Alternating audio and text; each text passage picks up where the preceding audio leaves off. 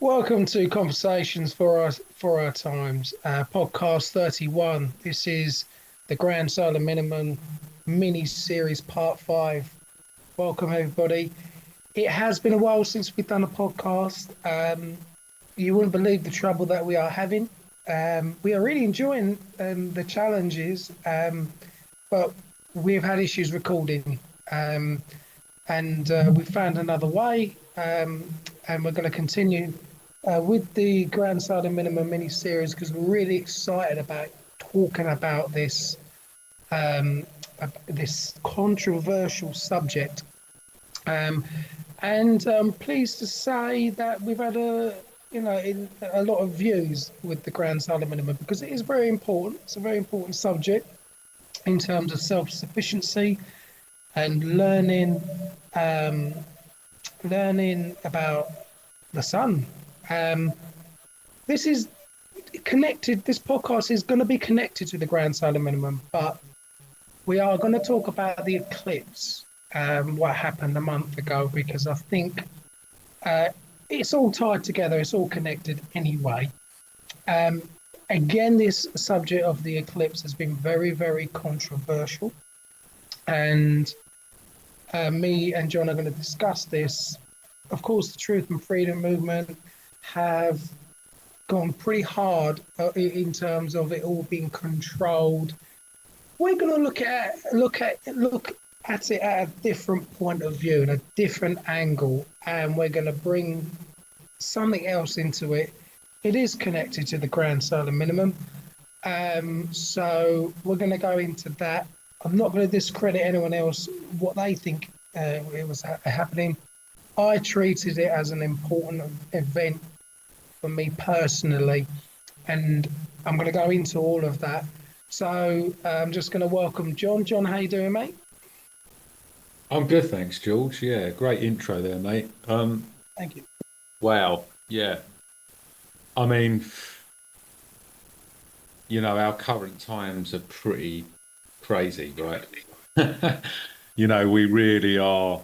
I mean, I'm definitely going through so much transformation, and I really believe this is all connected to the astral bodies, that so few of us pay attention to, you know.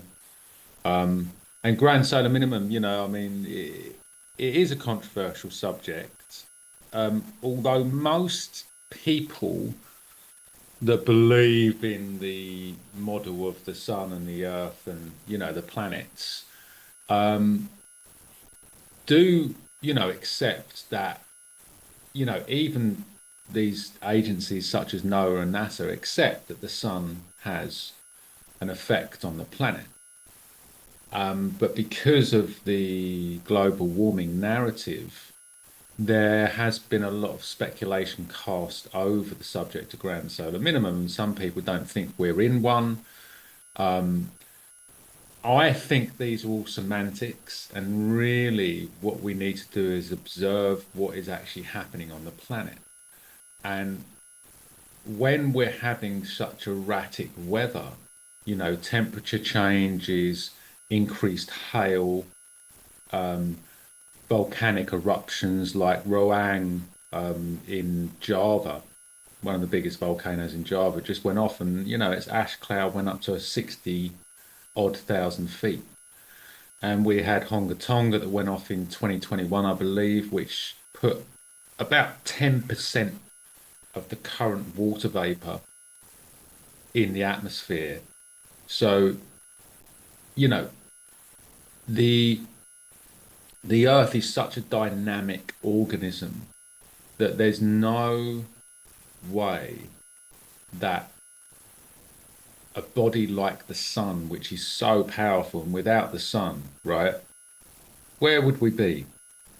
The earth is in this beautiful position that it's just in the Goldilocks zone for us to not be too cold and not be too hot, and there are still these extreme temperature variations on the planet, even without what's going on at this time. So I think, in order to accept grand solar minimum, there has to be a degree of accepting that the world just adapts to everything. And we've been through these changes before. We've had extreme heat. If you go back 2 million years, you're looking at this kind of up and down graph where the planet goes through warm periods, it goes through cold periods, it goes through interglacial periods, it goes through glacial periods. And grand solar minimum is part of that happening. But what obviously we're here to talk about today is the recent solar eclipse, which happened on the 8th of April, I believe. So this is also part of the cycles that our planet experiences and we experience. And our ancestors paid so much attention to this. And I think the reason for so much confusion is because we're so disconnected from these cycles. So I know you've done quite a bit of research on it, George. So it'd be great if you could share with the audience what you've been researching. Yeah, sure. I mean, this is what we've got to take into consideration, that we are getting back into the cycles of things, and we are learning those cycles, and we're understanding more of what is happening astrologically. The ancients knew it. We are learning again. We have to learn again, and we must respect those in the past that knew what was happening and knew the cycles and knew everything was to do with the sun. It gives us light. It gives us life. It gives us everything, and that's why it's been so. The sun has been revered, and that's why in these ancient texts they are talking about the sun. It's all astrotheology in the Holy Scriptures. But yeah, I'm just going to lay down some foundations. I'm not saying any of the listeners don't understand what eclipses are. Just going to give the basic outline of the eclipses, so it's a good foundation for us to go into this podcast. So there are two types of eclipses. You've got the lunar and the solar. And during a lunar eclipse, the Earth's shadow obscures the moon, and during a solar eclipse, the moon blocks the sun from view. Okay, so we're talking about a syzygy. This is what they call it, a syzygy, when three celestial objects are lined up in a row, like the sun, Earth, and the moon, for a lunar eclipse. So, of course, I've looked into it etymologically, because you have to, from the late Latin syzygia, right? It means conjunction, and from ancient Greek syzygia, which means yoke, pair, union. And this is what I've been talking about. I've been banging on about the self-union for years now. Uni meaning one. On is an ancient Egyptian city. They believed that that was the center of sun worship. So on is another word for light. This is why you walk into a room and you turn the light on. Okay, it's all symbology, all allegorical, and all astrological. We must be in the rhythm of the earth and the stars. So going back into it, so the order that they line up in is important. It's very important, because that is what actually determines what kind of eclipse we are going to have. So there are three types of lunar eclipses. You've got the total, you've got the partial, you've got the penumbral. You can just look up these in greater details, but I'll just go into a little bit. The lunar eclipse happens at night. So when the lunar eclipses happen, the Earth is between the sun and the moon, and they are in alignment together, and the Earth is stopping the sun's light from hitting the moon. Okay, so there are four types of solar eclipses. You've got total, partial, hybrid, and annular. And again, just have a read through. I'll just go into a little bit, but if you want more information, the type of eclipses that people get to see depends on how the moon aligns with the Earth and the Sun. And the distance between these three objects is very, very important. Okay, so they only happen during the day. So what has just happened with this eclipse? The moon passed completely passed between the sun and the moon completely, right, blocking our view of the sun as it passed. So a total solar eclipse, which is what it was, because the moon completely blocked the light of the sun, and these events are very rare and can only be viewed in specific areas on the earth from our point of view, depending where we are, for short periods of time. So it creates like a circular shadow on the small part of the earth, and that's where you get the total eclipse, and you'll see it depending where you are or on the earth. So the partial eclipse is obviously when the moon is not exactly aligned with the earth and sun, so only partially obscuring the sun, and it looks like the moon is eating the sun. Very, very interesting. But an annular solar eclipse is when the moon passes between the sun and the earth, but the moon isn't as close as the sun, like in a total solar eclipse. So you can see more of the sun. So with this annularity, you can see the moon as a dark disk, which looks like it is on top of a larger bright disk, the sun. So then you get like an image which is like a ring of fire. It's just beautiful when these things happen. And when you get to witness things like this, it's a very important time. It's a time where you don't want others to be harvesting energy. You want this energy, so you align with it, and you take in that power. It's so important, and I did something different, which I will go into a little bit later. I wanted to align with what was happening with this eclipse. And that's what it's all about. It's about alignment. Alignment is mind. Align your mind. That's the whole point of being one. Yeah. So in most calendar years, there are two lunar eclipses. And in some years, one or three or none may occur.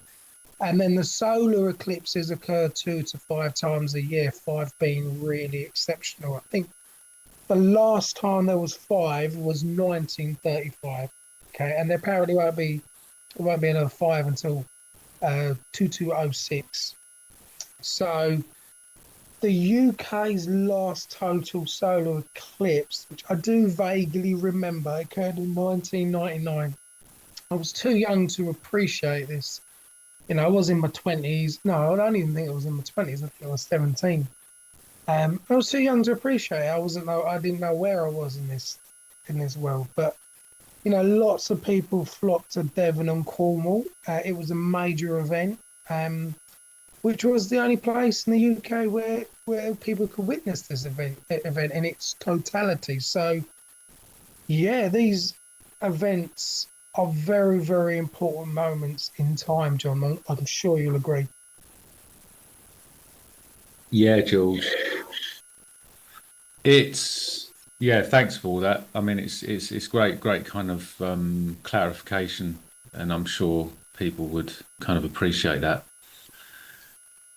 It's really interesting that the Earth and the Moon are in perfect proportion to each other, so these events can actually happen. And I know there's people out there that have their own interpretation of what the sun and moon actually are. However, I think it's so beautiful that we can see this relationship. And I wonder, the geometry of the solar system. It's so perfectly designed. In my opinion, humans couldn't design this. It has to be the work of nature. So it's a beautiful thing. And I think, when these events are happening, there is a huge shift in energy. And I know, when that, when we had the solar eclipse, although we couldn't see it here in the UK, I definitely felt something, you know. And I think the more and more you're in tune with nature and therefore in tune with yourself, the more you actually are aware of how these celestial events actually affect us. I want to kind of just throw a thing in here that, Pluto just went retrograde. I don't know a great deal about astrology, but I've been following it for a while. And Pluto went retrograde on the 2nd of May. And man, I mean, it was spot on for how I was feeling. I literally went within myself and really, hit a really difficult couple of days. And I realized why it was. I realized it's because I had to reflect and I had to transform, and I've been procrastinating quite a lot over the last 6 months about a project I'm involved in. And, when you're aware of these things and you become the observer rather than kind of, being too emotionally attached to your subjective experience, you can really see, these macrocosmic bodies working on you. And this isn't mumbo jumbo. We're talking about electrically, magnetically charged, huge celestial bodies. So there's no doubt they're having an effect. But you can really feel it. I can really feel it, and everyone's different. So these events are so beautiful, and I think when we, as I said, when we detach ourselves from, you know, how it makes us feel, we can really kind of understand this astrotheology, and that actually most religions were based on these, you know, the gods in the sky, you know. So yeah, it's really beautiful, man. And I know you kind of appreciate this spiritual aspect to it as well. Yeah, definitely, John. I really, really do. And it's about alignment. The way that I see it, the heavens and the kingdom is always within. And this is the key thing. I mean, a lot of people do struggle with retrogrades. They really, really do. And I know that you did. You had a challenging time. I I've gone to one extreme to another. When a couple of years ago, we both weren't really doing very well, and it felt like every day was retrograde. And I always talk about where we want to live in what part of the brain. You either want to live in the cerebrum or you want to live in the cerebellum, the higher mind versus the lower mind. And this is key. When retrogrades happen, you want to be more balanced. You want to aim to be more balanced. You want to be living in line with natural law, and the principle of rhythm. More actively trying to do things that balance your brain and body, because things will come up. Things will come up for you. Um, but I'd never notice a retrograde, to be honest, because most of the time I'm very, very balanced and very well happy and balanced because I've understood a lot to do with the brain and the astrological side to it. I do have, will have bad days, and I've only got a few issues in life in general. It's just what we were talking about the other day, John. Just my little problems, which is not even big problems. They're just everyday little worries. But I don't suffer from these things anymore because I have dealt with a lot of this stuff, and I'm astrologically aligning with, I'm physically, mentally, emotionally, and spiritually aligning with these stars, and it makes a massive, massive difference. So, with all that doom and gloom surrounding the total solar eclipse, I chose to see it differently because whatever the illusionists were planning or whatever what was going on, what can you do about it? I'll tell you what you can do about it. You could do what I did. Now, I chose to look at it as a beautiful astrological event when the moon dances around the sun with its loving energy, romancing energy, and becoming one.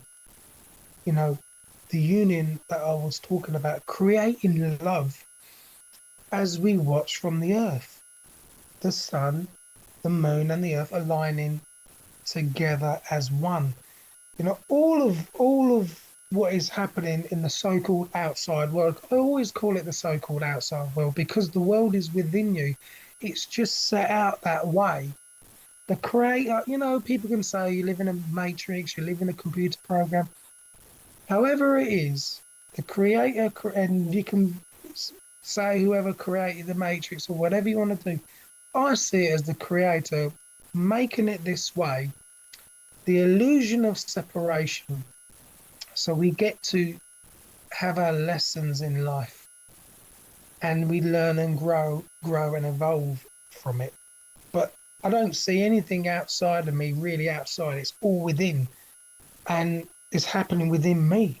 So it's like the King Solomon's temple is in my brain. It literally means balancing the divine feminine and sacred masculine to one energy in your brain. I've gone deep into this in my podcast. You can catch it on Unveiling the Truth. You know, so I see it as the sun penetrating its life force through the moon, bringing the light to both brain hemispheres. And when you do that, you're balancing the brain and allowing that light to travel to the heart, which is an anagram of the earth. None of this is by accident. No accidents happening, like you said before in the earlier part of this podcast, John. There's an intelligence here, yeah, that's created absolutely everything, which in my mind's eye resembles the cross, the light penetrating on the left, the right side, left and right brain hemispheres, and then you've got the cerebrum, and that light comes down to your heart. It resembles a cross, yeah? And we know where that story comes from. So all the stars and constellations, the sun and the moon are the heavens above that are inside of us, giving us the opportunity to have alignment within ourselves, mentally, emotionally, physically, and spiritually. I can even break those words down. You know, in the word mentally, emotionally, and physically and spiritually, you've got the word all in that, in all of them. All means one.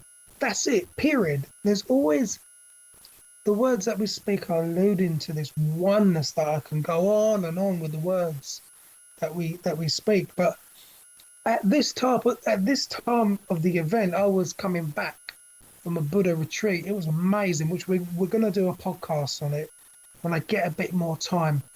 It was amazing.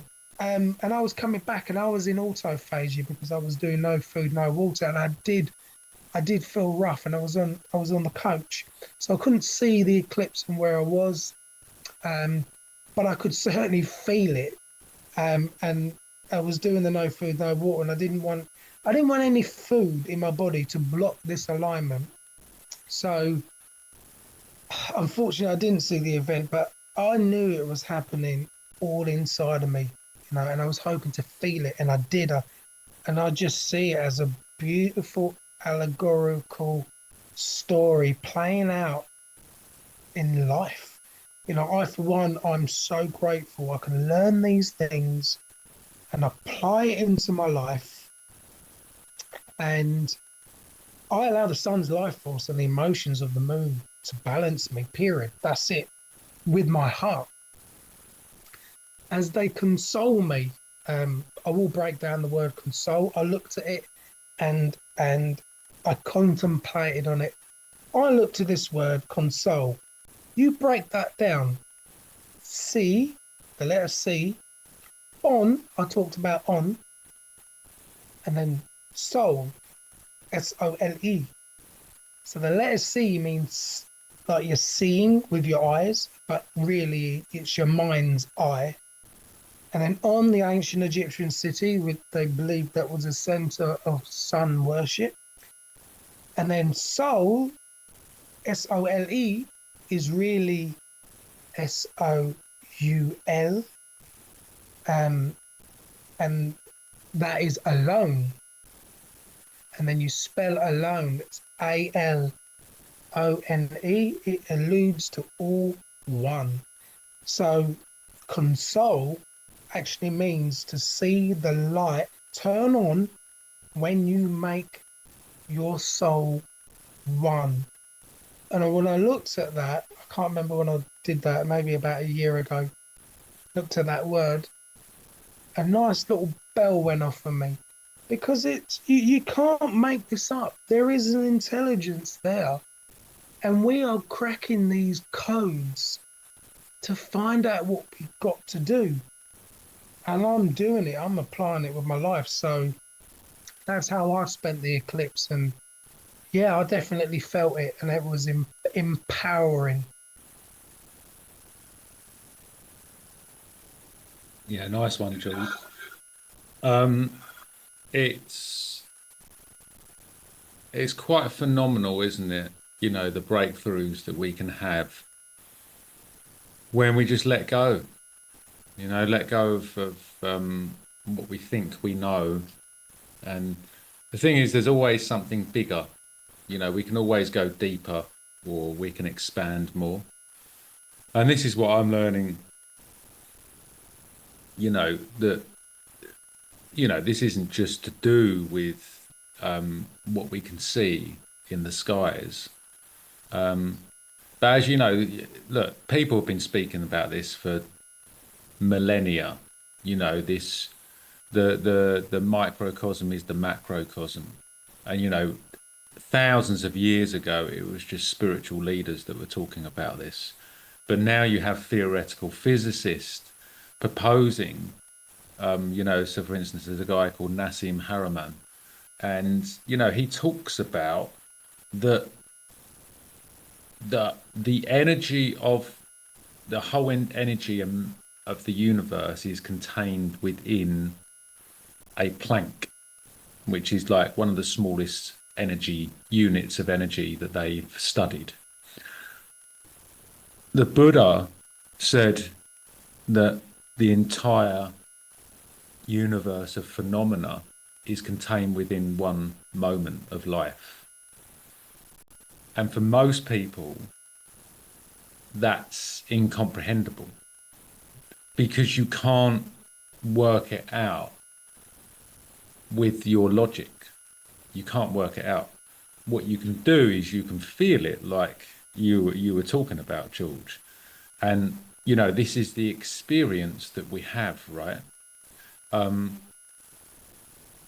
It's very, you know, we've become such a reductionist society that we think that we can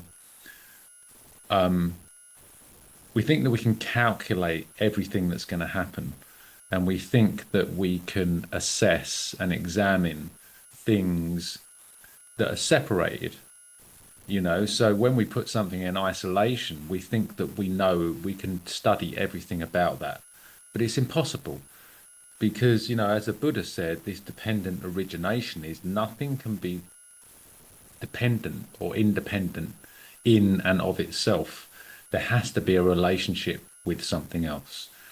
So these relationships, within our body and with the stars are all exactly the same thing, as you said. And, you don't have to believe us. There's thousands of scientific papers out there that talk about this. It's just that where they come from is a very different perspective than what our ancestors were talking about thousands of years ago. So the whole subject is absolutely fascinating. And, myself and George, are on a real kind of mission to get this stuff out there. And we're not saying that we're right or we know everything or it's the only thing, the only way to see things.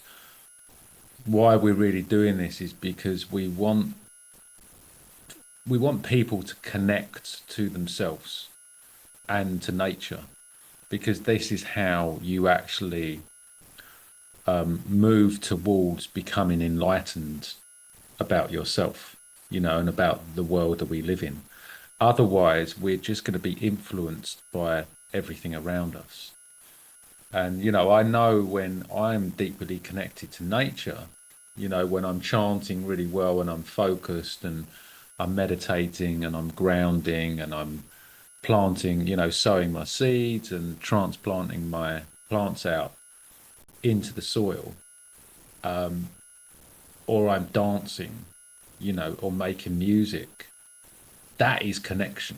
That's the force of the universe working through you. So it's a beautiful thing, George. Most definitely, John. It is a beautiful thing, and it's a very interesting times that we face, and we must do what we can to balance ourselves out, because it's all to do with balance. There's so many words in the words that I can go into, but just check them out on my podcast. It's all about balancing. It's about the ancients knew it. The ancients had this knowledge. It got abused, and the knowledge of natural law and human consciousness and astrology, they understood it. They understood it very, very well. We have to learn this again, because it will free us. That's the whole point of doing it. It is a lot of work. I'm not gonna lie to anyone. I struggle with time. I have to work and trying to fit all this in and learn this and apply. I'm doing very well. I just wish I had more time to learn it. But it's very, very important to learn this stuff, because it will ultimately free us. Another thing I wanted to say, I understand people that I do understand about geoengineering. I do understand about HARP technology. We've got to understand, right, that the erratic weather that we've been having cannot only be down to the technology that the government have. I really have to really emphasize the fact there have been massive earthquakes and massive volcanic eruptions, tsunamis in the past, massive storms that was way before any technology that the government have. They do have unbelievable technology, but it is nature as well. Okay, nothing will ever be bigger than nature, and if we try and challenge nature, well, we're going to lose, right? And it's always the sun is the main driver, because you've got to go back thousands of years. You've got to go back millions of years, and we can check these out. We've got the data. We've got millions of years of proxy data. We can see the weather was brutal. We can look at ice ages, and we're gonna go into all of that. And the other thing I wanted to say, I cannot, and I'm aware of the time, John. I'm just gonna quickly say this. There was a comment left on my YouTube channel. I cannot respond to them. I cannot. For some reason, I haven't got my settings correct, and I'm not able to do it. And there was somebody saying about we're not in a grand solar minimum because the sunspot count is 200. Okay, so let me just quickly explain. That's not a high number of sunspots, and that's not a low number of sunspots. So we are in the maximum right now. So the sun is going to come alive at this point. And this is what we've talked about, solar flares, CMEs. We have to raise the awareness about the grid and what could happen. We don't know how bad it's going to get until we are at the end of the grand solar minimum. I wasn't really particularly worried about cycle 25. I'm more concerned about cycle 26 and 27, okay? Because it is going down, and we just got to observe. observe this is coupled by what's happening with regards to the grand solar minimum. The event that's happened during this event, this whole eclipse has happened during a grand solar minimum. This is coupled by earthquakes, volcanoes, a weakening magnetosphere, the magnetic excursion that is happening. But we haven't gone into any of that. We are going to go into all of that and the ocean cycles as well. There's so many things that affect and that play here. We want to talk about it, okay? Which we're going to do in a later podcast. Whilst all of this is happening, we need to aim for that balance, and we need to do our own research and suss it out ourselves. We've been watching the sunspot count from Diamond, from Oppenheimer Raj Project, magnetic reversals, Adapt 30, and Ice Age Farmer. We've been looking at them for a good few years. Follow their channel, look back at their old videos, and they'll show you all of this information. So I wanted to just point out that. So we're just preparing people, we're encouraging people to look at the data that we're talking about, read the books, follow the YouTube channels, and make up your own mind. The most important thing is self-sufficiency and preparing just in case it gets bad, John. Yeah, George, summarise, mate. I think, as you said right at the end, look, I would rather it be getting warm than it be getting cold. Not many people like the cold. But this isn't about catastrophizing anything. This is about getting to the truth. And once we understand how these things work, what is next? Surely it's adaptation, right? And that is the important thing, you know, and my mission for the last year, you know, once I got myself into the right head and heart space, was to provide solutions. This is why I'm encouraging people to grow food and become self-sufficient. This is why I'm launching my regenerative co-creators course in October, because I believe, as our ancestors proved, that we can get through anything as long as we adapt, we realize how powerful we are, and we unite with our community. So thank you very much, everyone. That's the end of this week's podcast. We will be back for more, and I hope you're enjoying the sunshine. Thanks, everyone. See you next week. Thank you.